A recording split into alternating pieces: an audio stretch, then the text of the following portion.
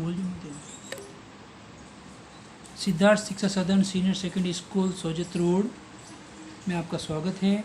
और आज हम लेके आए हैं कक्षा 8 विषय सामाजिक ज्ञान हमारे अतीत सेकंड पार्ट 4 आदिवासी दीकू और एक स्वर्ण युग की कल्पना।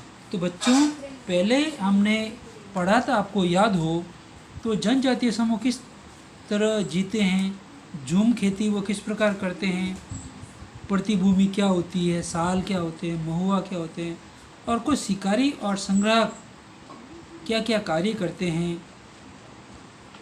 तो इस प्रकार हमने पढ़ा था। और इस प्रकार बिरसा नामक एक युवक जो झारखंड के छोटा नागपुर में मिला था, और ये जो मुंडा परिवार में हुआ था, और उसी के इलाके में भी जो कुछ आदिवासी थे, जो संथाल और उराव, वो भी मुंडा नामक व्यक्ति के बहुत ही ज़बरदस्त समर्थक थे। और अंग्रेज़ों के आने के बाद जनजातीय और आदिवासी लोगों की जीवन पद्धति किस प्रकार नष्ट हुई, किस प्रकार उनमें चेंजिंग आया, किस प्रकार उनकी आजीविका छीन ली गई। तो इस प्रकार बहुत सारे बदलाव आए उनके रीति रिवाज में, उनके खान पान में, कुटुंब में, रहन सहन में। इस प्रकार सारी चीज़ें ये बदलाव हुए।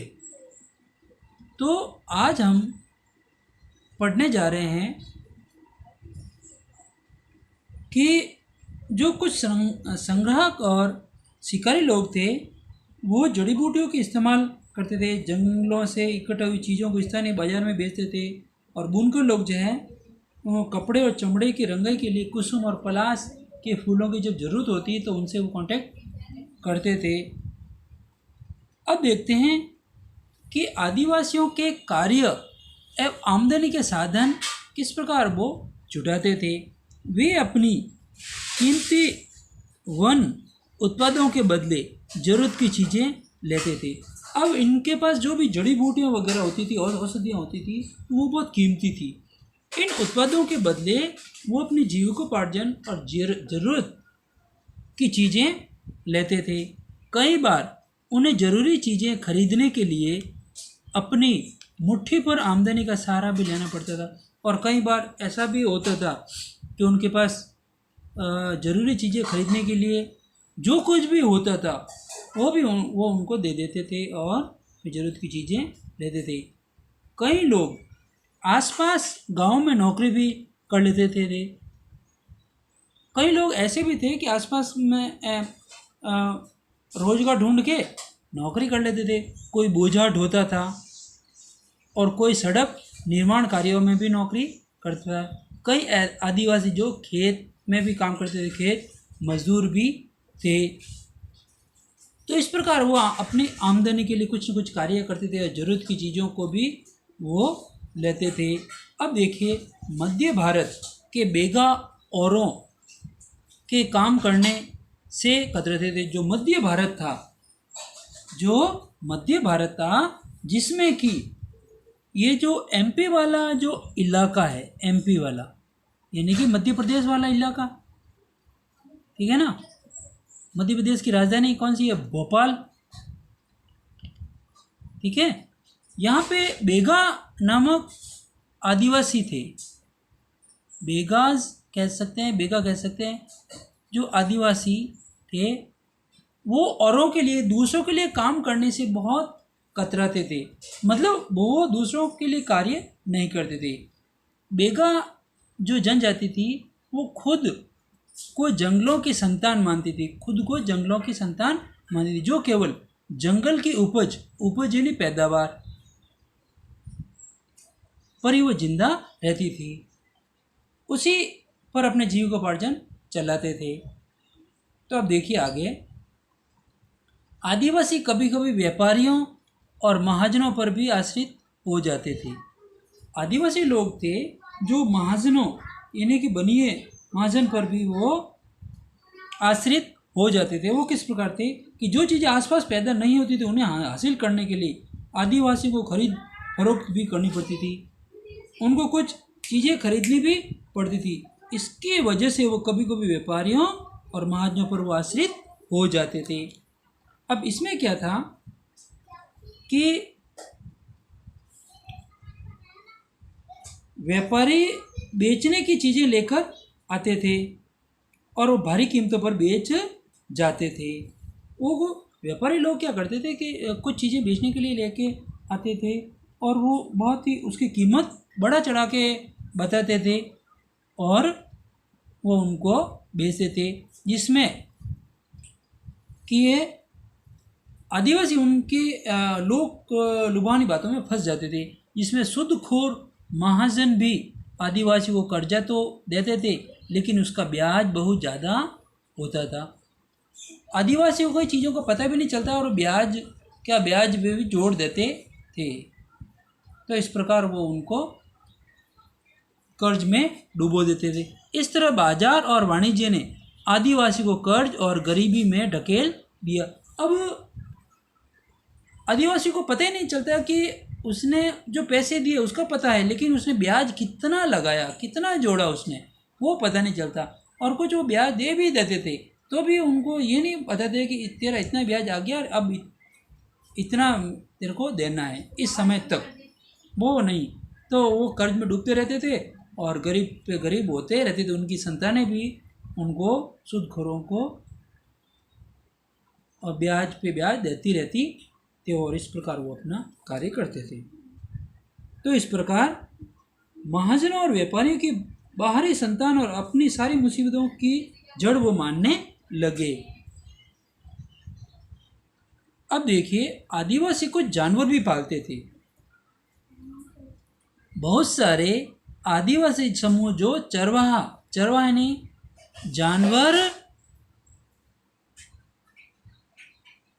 जानवर पालने वाले थे, जानवरों को चराने वाले थे।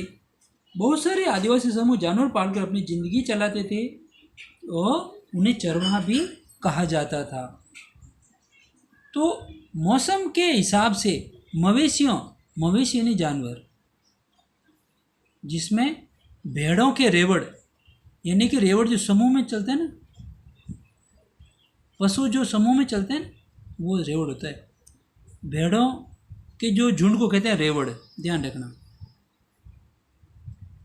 लेकर यहाँ से वहाँ चले जाते थे और जब तक घास खत्म नहीं हो जाती वे दूसरे इलाके में चले जाते थे। जब तक घास होती थी वहाँ वो अपने भेड़ों के रेवड़ को लेके बैठे रहते थे और जब ख़त्म हो जाती थी तो एक स्थान से दूसरे इलाके में वो चले जाते थे।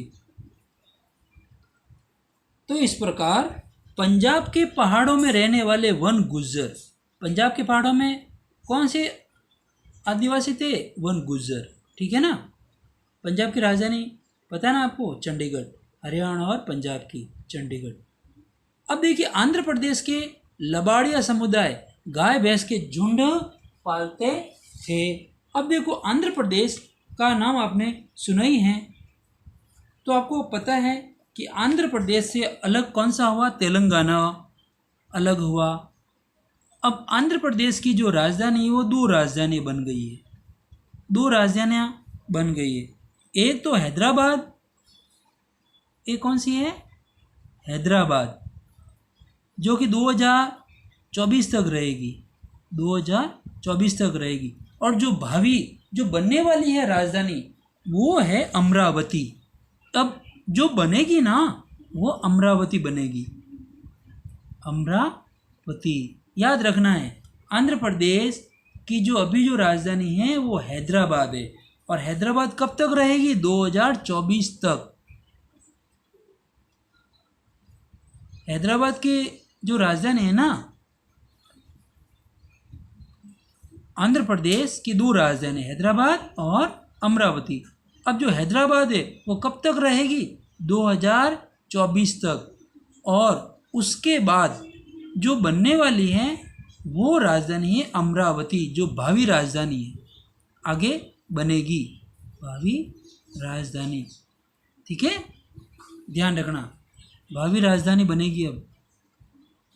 बाकी अभी तो हैदराबाद ही चल रही है। और इससे हैदराबाद से अलग हुआ तेलंगाना। याद है ना, जो नवीनतम राज्य है, जो 2 जून 2014 को बना था। तेलंगाना राज्य कब बना था?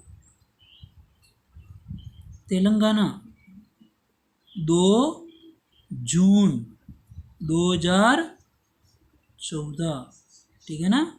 2 जून 2014 को ये नवीनतम राज्य बना। और आपको पता है हैदराबाद किस नदी के किनारे है? मूसी नदी के किनारे। मूसी, ये आपके नॉलेज के लिए है, ठीक है। तो आंध्र प्रदेश के लबाड़िया समुदाय गाय भैंस के झुंड पालते थे। क्या पालते थे? गाय भैंस के झुंड पालते थे। और कुल्लू, कुल्लू कहाँ है? हिमाचल में। कुल्लू कहाँ है? हिमाचल प्रदेश।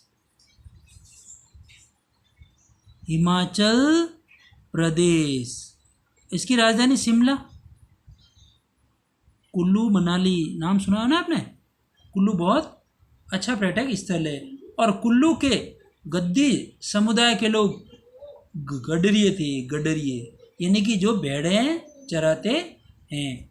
और कश्मीर, जम्मू और कश्मीर जानते हो ना, श्रीनगर उसकी राजधानी है। कश्मीर के बकरवाल, बकरवाल समुदाय का नाम है, जो कि बकरियां चराते हैं, बकरियां पालते थे। ध्यान रखना, पंजाब के पहाड़ों में वन गुज्जर, आंध्र प्रदेश के लबाड़िया समुदाय जो गाय भैंस, वन गुज्जर और लबाड़िया समुदाय दोनों गाय भैंसों के झुंड पालते थे। और कुल्लू और कश्मीर के, कुल्लू के गद्दी समुदाय और कश्मीर के बकरवाल समुदाय बकरियां पालते थे, ठीक है ना।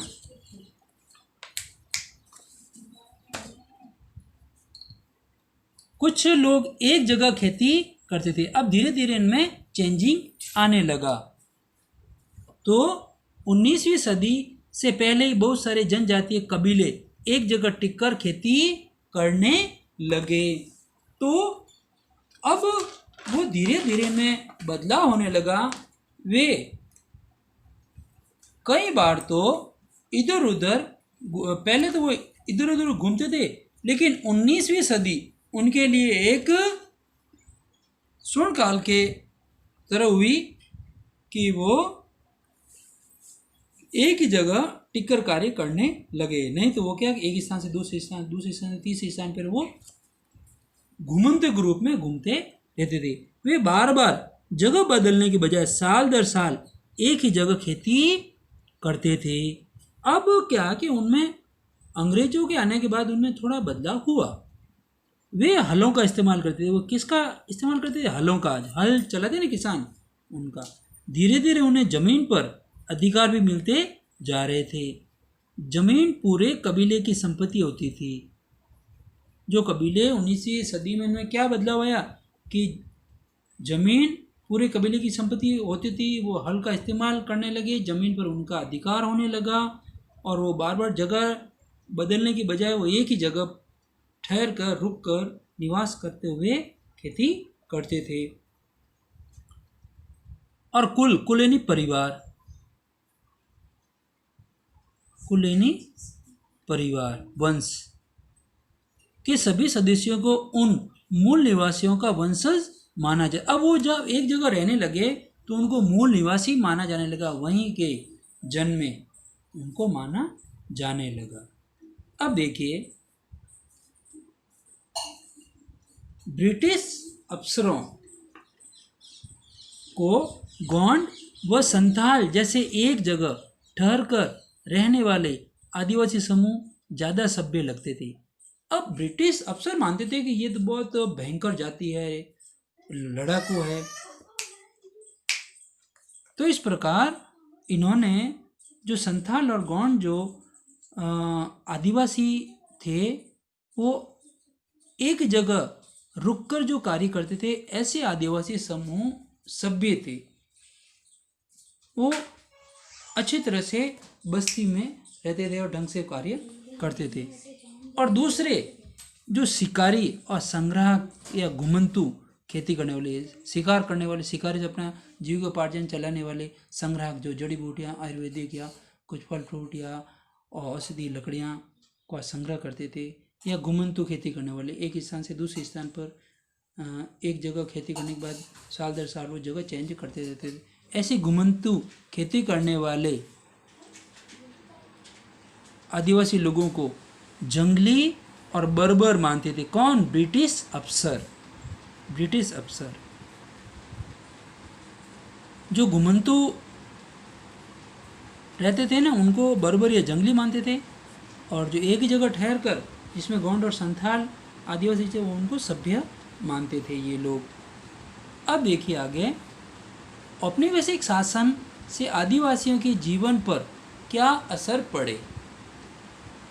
इस दौरान आदिवासी समूहों का जीवन बदल गया। अब देखो, औपनिवेशिक काल में, अंग्रेजों के शासन काल में, गुलामी के शासन काल में आदिवासियों के जीवन पर बहुत अच्छा असर पड़ा कि आदिवासियों के समूह का जीवन बदल गया था, चेंज हुआ था। अब उसमें चेंजिंग क्या चीज़ें हुई कि वो एक जगह ठहर के कार्य करने लगे, कम घूमते थे और सभ्य समाज की तरह रहते थे, हलों का इस्तेमाल करते थे, उनका ज़मीन पर अधिकार हो गया। इस प्रकार ये चीज़ें हुई। अब देखिए आदिवासी मुखिया का क्या हुआ। आदिवासी मुखिया यानी मैन हेड का क्या हुआ वो देखते हैं। अंग्रेजों के आने से पहले आदिवासियों के मुखियाओं का स्थान महत्वपूर्ण था। अंग्रेज जब नहीं थे उस समय जो आदिवासियों के मुखिया होते थे, मेन हेड होते थे, जो उनका स्थान बहुत ही महत्वपूर्ण था। औरों से ज़्यादा आर्थिक ताकत होती थी, दूसरों से ज़्यादा उनके पास इकोनॉमी पावर बहुत अच्छा होता था, और वे अपने इलाके पर नियंत्रण रखते थे।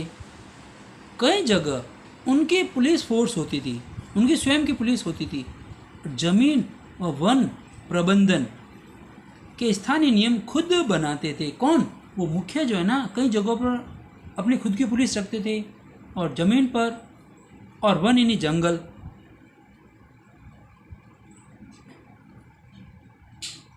के प्रबंधन के स्थानीय नियम खुद लागू करते थे। तो इस प्रकार मुख्य लोग अपनी छाप छोड़ते थे। तो इस प्रकार उन्होंने देखा कि ब्रिटिश शासन के तहत आदिवासी मुखियाओं के कामकाज और अधिकार काफ़ी बदल गए। उन्हें कई गांवों पर ज़मीन का मालिकाना तो मिला रहा, लेकिन शासकीय शक्तियाँ छीन ली गई। उनकी जो पावर था, उनकी जो शक्तियाँ थी, जो उनका जो स्थान महत्वपूर्ण था, वो बदल गया। ताकत उनके पास एक नाम मात्र की थी, और अपने वो इलाका पर नियंत्रण भी कम रख पाते थे, और उनकी जो ताकत थी वो पुलिस और ज़मीन और वन प्रबंधन पर जो स्थानीय नियम खुद बनाते थे वो भी उनसे छीन लिया गया। इस प्रकार हमेशा ये ब्रिटिश अधिकारी उनके ऊपर हमेशा ही ध्यान रखते थे। तो इस प्रकार बच्चों, आपको वीडियो जो है वो अच्छी तरह से सुनना है, एक नहीं दो नहीं बार बार आपको सुनना है, जिससे कि आपको समझ में आ जाए।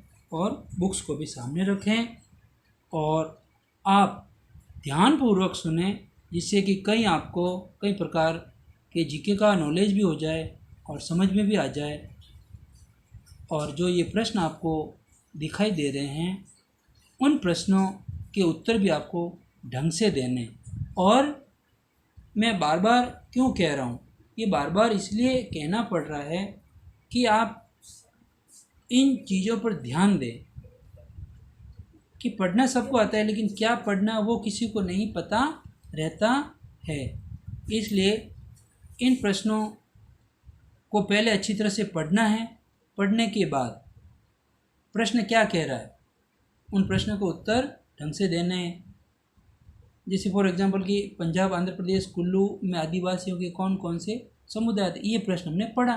प्रश्न पढ़ने के बाद उत्तर लिखा, उत्तर फिर आपने वीडियो को वापस सुना, फिर देखा कि कहाँ पे ये प्रश्न का उत्तर है, फिर लिखने के बाद लाइन को खींचना है, तो ये आपको पता चलेगा। इस प्रकार सुंदर राइटिंग में आपको सबसे पहले तो पाठ की हेडिंग लगानी है, डेट लगानी है, और फिर कार्य को शुरू करना और सबसे पहले आपका नाम लिखना। आप नाम नहीं लिखोगे और जो दिए गए निर्देश उनका पालन नहीं करोगे तो आपकी कॉपी चेक नहीं की जाएगी।